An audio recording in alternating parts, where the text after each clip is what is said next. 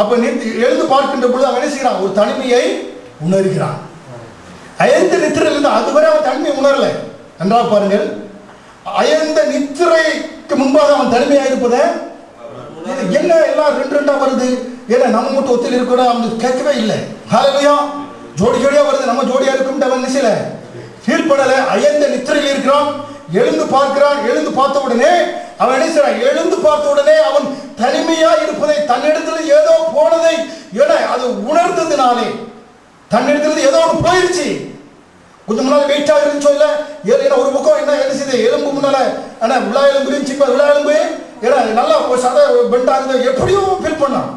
தன்னிடத்திலிருந்து ஒன்று என்ன செய்யிருச்சு, போய்விட்டது என்று அவன் அறிந்த உடனே என்னது போயிடுச்சு அவனுக்கு என்னது, அவனுக்கு ஏற்கனவே என்னது போயிடுச்சுன்னு அவனுக்கு தெரிகிறது. தன் சரீரத்திலிருந்து அவன் எழுந்திருந்து ஐயோ என் கண்ணை காணோம்னு சொல்லல, எழுந்த உடனே பார்க்கிறான். அவன் முன்னால் ஆண்டவர் பெண்ணை நிப்பாட்டுறாரு. இதோ என் எலும்பும் எலும்பும், எலும்பின் எலும்பும் மாமிசத்தின் மாமிசம் கண்டேன். என்னிடத்திலிருந்து ஒன்று காணாமல் போய்விட்டது, அதை இப்பொழுது நான் கண்டுபிடித்து விட்டேன் என்று சொல்லுகிறார். ஹல்லேலூயா. புரியுங்களா? பெண்ணுடைய படைப்பு எப்படியாக ஒரு மனிதனுக்கு பெண் எப்படிப்பட்டவள் என்பதை அறிந்து கொள்ளும்படியாக அவன் அதுவரை தனிமை என்பது உணரல. நித்திரை அடைந்து எழுந்து பார்க்கிறான். எழுந்து பார்த்த உடனே ஏன்னா அவன் முன்னால் ஆண்டவர் அவன் நிப்பாட்டி வைக்கிறாரு. அது சொல்லியிருக்காமே, கண்மணியே சொல்லியிருக்காம என்ன சொல்றான்? என்னுடைய எலும்பின் எலும்பு, எலும்புதான் போச்சு, அந்த எலும்பு பார்த்துட்டேன். என் எலும்பின் எலும்பும் சதையும் சதையுமாய் இருக்கிறாள், இவளை நான் கண்டுபிடித்து விட்டேன் என்று சொல்லி ஆனந்தம் அடைகிறான். ஹல்லேலூயா. புரியுங்களா? பெண்ணானவள், மனைவியானவள் எப்படிப்பட்டவள் என்பதை நம்ம என்ன செய்ய வேண்டும்? ஹல்லேலூயா, தெரிந்து கொள்ள வேண்டியது அவசியமாக இருக்கிறது. ஏனென்றால் தன்னிடத்திலிருந்து ஒன்று பிரிக்கப்பட்டு போய்விட்டது. அதை என்ன தனிமை உணர்கிறான், வித்தியாசமாக உணர்கிறான். தன்னுடைய பகுதி தன்னிலிருந்து போனதை அவன் கண்டுபிடித்து ஏன்னா ஆண்டவர் எதிரில் நிப்பாட்டுகின்ற பொழுது அவன் என்ன செய்கிறான்? என் எலும்பின் எலும்பும் என் மாமிசத்தில் மாமிசமாய் இருக்கிறார் என்று சொல்லி ஏன்னா அவன் பார்க்கிறான். அப்பொழுதுதான் அவனுக்கு ஒரு பெண் தேவை என்பது அவனுக்கு என்ன செய்கிறது? உணர்கிறான். ஹல்லேலூயா. அதுவரை தனக்குள் இருந்தது, இப்போ வெளியே போய்விட்டது. இதைத்தான் ஆண்டவர் கொண்டு வராரு. பெண் எப்படிப்பட்ட முக்கியமானவர், ஏற்கனவே உள்ள வைத்திருந்தாரு, அதை உள்ள எடுத்து வெளியே பிரித்து எடுத்து மீண்டும் அவனிடத்தில் கொடுக்கின்ற பொழுது அதனுடைய மேன்மை என்ன, மகத்துவம் என்ன, பெண்ணானவள் எப்படி உன்னுடைய சரீரத்தில் உன்னுடைய விழா எலும்பில் எடுக்கப்பட்டவள். ஏன்னா உன்னுடைய விழா எலும்பில் மட்டுமல்ல, விழா எலும்பு எடுத்து மட்டுமல்ல, அவனுக்குள் வைத்திருந்த அந்த ஆவியை அந்த எலும்பிலிருந்து உண்டாக்கப்பட்ட அந்த சரீரத்துக்குள்ள அந்த ஆவியை வைக்கிறான். அதனால பெண் என்பது ஒரு விசேஷித்த ஒரு வேறு விதமான சிருஷ்டியாக இருக்கிறாள் என்று நாம் பார்க்கிறோம். ஹல்லேலூயா. அப்ப சந்தோஷப்படுறான். ஏனென்றால் தன்னுடைய சரீரத்தினுடைய ஒரு பகுதியை என்ன செய்துட்டான்? கண்டுபிடித்து விட்டான். தன்னுடைய சரீரத்தினுடைய ஒரு பகுதியை அதுதான் அவன் ஜாய் என்ன சந்தோஷப்படுறான். ஏன்னா இப்பொழுது என்னுடைய சரீரத்திலிருந்து ஐயா இதான் என் எலும்பு, இதான் காணாம போச்சு, இதுதான் நான் கண்டுபிடித்துட்டேன். ஹல்லேலூயா. அப்ப சரீரத்தில் ஒரு பகுதியை கண்டுபிடித்ததுனால அந்த அதில் என்ன செய்ய முடியும்? அப்ப அவன் பூரணமாக மாறுகிறான் என்று பார்க்கிறோம். இதுதாங்க விவாகம், இதுதாங்க மேரேஜ். ஹல்லேலூயா. கணவன் தன்னுடைய மனைவியை கண்டுபிடித்து விட்டவன் அவனுக்குள்ள என்ன உண்டாகிறது? ஏனென்றால் இதுதான் என்னுடைய எலும்பின் எலும்பும் சதையும் மாமிசத்தின் மாமிசமாகி இருக்கிறான். இப்ப உங்கள் மனைவி உங்களுடைய எலும்பின் எலும்பாக இருக்க உங்க மாமிசத்தின் இதாங்க திருமணம். இதுதான் விவாகம். ஹல்லேலூயா. அப்ப எவ்வளவு நம்ம கணவன் மனைவி ஒரே சரீரத்துக்குள்ளாக எவ்வளவு விசேஷமானவர்களாக இருக்கும் என்பதை வேதம் சொல்லுகிறது. ஹல்லேலூயா. ஏனென்றால் மனுஷை அவனுக்குள்ளாக இருந்து எடுக்கிறார், ஆவியை அவளுக்குள்ளாக ஆண்டவர் போடுகிறார். ஹல்லேலூயா. அப்படி மாற்றும் போதுதான் அவள் மனுஷனுக்கு எவ்வளவு முக்கியத்துவமானவள் என்பது தெரிய வருகிறதாக இருக்கிறது. ஹல்லேலூயா. இப்பொழுது அவனுக்கு துணை தேவை என்பதை அவன் பார்க்கிறான். ஹல்லேலூயா. அப்ப பார்க்கிறான் பாருங்க, அவனுக்கு ஏதோ என்னிடத்திலிருந்து போய்விட்டது, அதை நான் இப்படி கண்டுகொண்டேன் என்று சொல்லி ஆண்டவர் அவனுக்கு முன்பாக ஏவாளை நிறுத்திய பொழுது அவன் சந்தோஷப்பட்டான் என்று நாம் பார்க்கிறோம். ஹல்லேலூயா. அப்ப பாருங்க, இப்ப மனுஷியானவர் மனுஷனுடைய ஒரு பங்காக இருக்கிறார். புரியுங்களா? அப்ப மனுஷனுடைய சரீரத்துக்குள்ள மனுஷன் சாவி ஆண்டவர் வைத்து அவர் பிரித்து மீண்டும் ஒரு உருவமா உண்டாக்கி ஆண்டவர் கொடுக்கக்கூடியவராக இருக்கிறார்.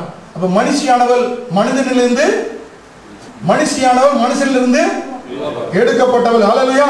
அப்ப மனுஷன் இப்ப எப்படி இருக்கான்? பரிபூர்ணம் உள்ளவனாக இருக்கிறான், பரிபூர்ணம் உள்ளவனாக மாறுகிறான். ஹல்லேலூயா. இந்த மனிதனுக்கும் மிருகங்களுக்கும் ஒரு பெரிய வித்தியாசம் உண்டுங்க. ஹல்லேலூயா. மனிதனுக்கும் மிருகங்களுக்கும் மிருகங்கள் எல்லாம் மண்ணிலிருந்து உருவாக்கப்பட்டது. மனுஷன் மிருகத்திலிருந்து மண்ணிலிருந்து உருவாக்கப்பட்ட மனுஷனுடைய எலும்பிலிருந்து உண்டாக்கப்பட்டார். ஆனால் இந்த மிருகங்கள் இருக்கிறதுல, மிருகங்கள் பெண் மிருகம் மண்ணிலிருந்து உருவாக்கப்பட்டது, ஆண் மிருகம் மண்ணிலிருந்து உருவாக்கப்பட்டது.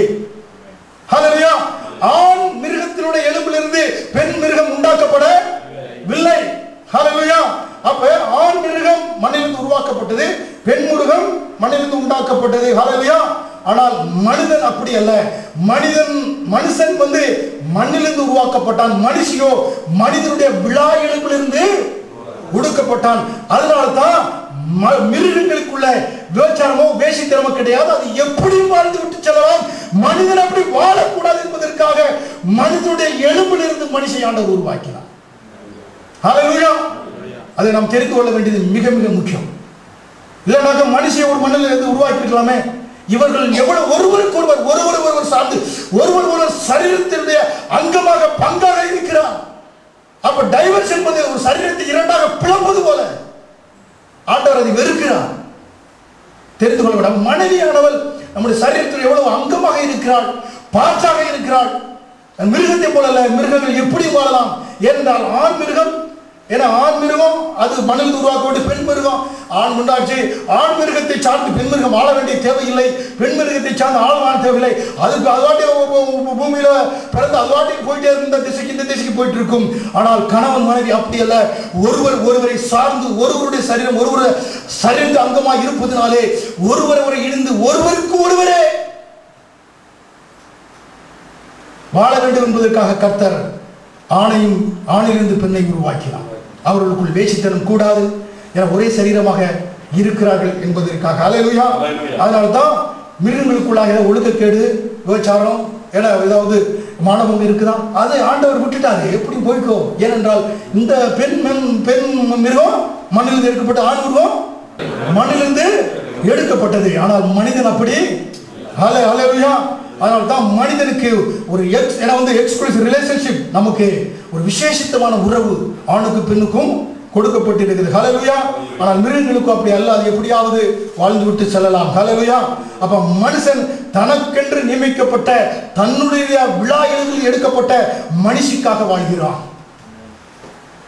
புரியுங்களா?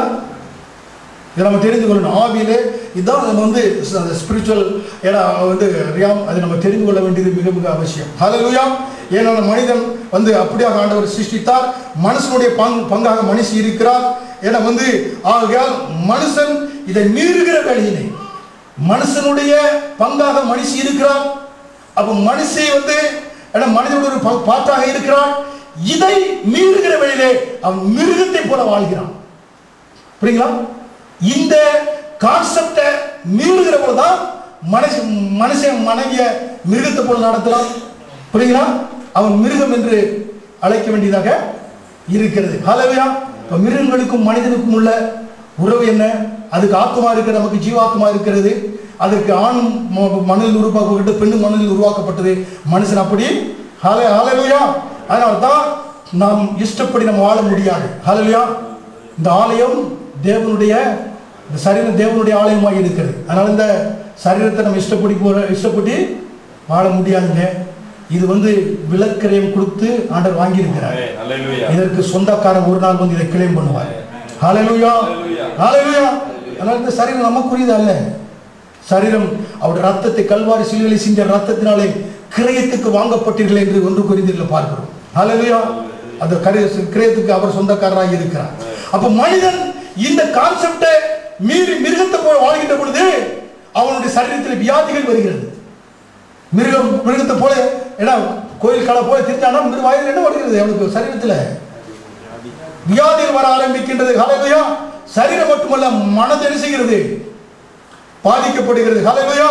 அதனாலே மனிதன் மிருகத்தை போல ஒருவரை ஒருவர் சார்ந்து வாழும்படியாக ஆண்டவர் மனிதனையும் மனுஷன் ஆண்டவர் வச்சிருக்காரு, படிக்கப்பட்டிருக்கிறார். ஹல்லேலூயா. இதுதான் விவாகம். ஹல்லேலூயா. விவாகம் பண்ணுகிற போது பெண்ணோடு இசைந்திருக்கும்படியாக ஆண்டவர் உருவாக்கி இருக்கிறார். ஹல்லேலூயா. பாருங்க, இங்கே பெண்ணை எதில் எடுத்தாராம்? விழா எலும்பிலிருந்து எடுத்தார். இந்த விழா எலும்பு எதுனா அதுக்கு ரிப், விழா எலும்பு நம்ம சொல்ல ரிப். இந்த விழா எலும்பு ரிப்பை எப்படின்னாக்க 1 ராஜாக்கள் 7வது அதிகாரம் 3வது வசனத்தில், 1 Kings chapter 7 verse 3, சாலமோனுடைய தேவாலயத்திலே தூண்களால் கட்டப்பட்டது. புரியுங்களா? 1 ராஜாக்கள் 7:3 அங்கே 45 பில்லர்ஸ். சாலமோனுடைய தேவாலயம் 45 பில்லர்களால் கட்டப்பட்டதாம். அப்ப ரிப் என்பதுக்கு நீ ஆங்கில வேளாகம் வச்சீங்கன்னாக்கா அது போட்டிருக்கும், பில்லர் போட்டிருக்கும். கீழே ஆங்கில வேளாகத்தில் பார்த்தீங்கன்னா ரிப்புன்னு போட்டிருக்கும். சின்ன இடத்துல ஆங்கில வேளாகம் வைத்திருக்கவங்களுக்கு என்னுடைய வெர்ஷன் இருக்கு, உங்களுடைய வெர்ஷன் இருக்கா தெரியல. அங்கே ரிப்புக்கு என்ன சொல்லப்பட்டிருக்கிறது? அதாவது தூண்களுக்கு, ரிப்புக்கு தூண், பில்லர் என்று சொல்லப்பட்டிருக்கிறது. விழா எலும்பு என்று சொன்னால் தூண். அப்ப கணவனுக்கு மனைவியானவர் ஒரு தூணை போல இருக்கிறார். ஹல்லேலூயா. பில்டிங் பார்க்கிறோம், பில்டிங் பிரமாதமாக இருக்கிறது. ஏன்னா பில்டிங் பிரமாதம் இருக்குன்னா அந்த இன்ஜினியருக்கு தான் தெரியும் இந்த பில்டிங் எவ்வளவு பிரமாதமா இருப்பதற்கு, அந்த காலம் எவ்வளவு ஸ்ட்ராங்கா இருக்கிறது அந்த இன்ஜினியருக்கு தான் தெரியும்.